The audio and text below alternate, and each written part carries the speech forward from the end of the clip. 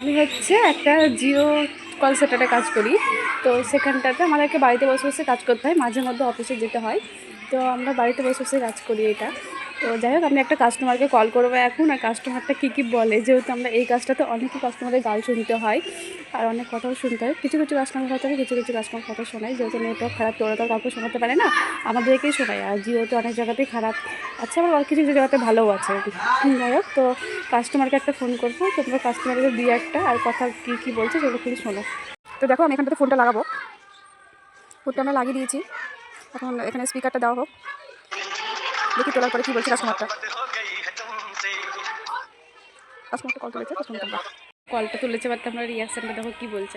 Hello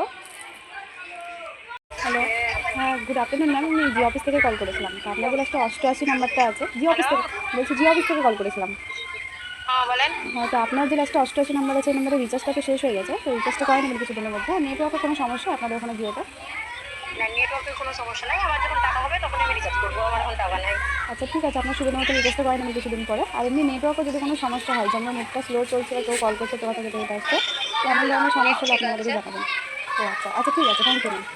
ঠিক আছে। তো দেখো, এটা তাও একটু গালটা আমাদেরকে কম দেবে, কিছু কিছু কাস্টমার থেকে আরও বেশি গাল দেয়। তোমরা যদি এরকম ভিডিও দেখতে চাও, তুমি পরের বার থেকে আবার কে কেমন কথা বলছে সব রিয়াকশানগুলো তোমাদেরকে শোনাবো।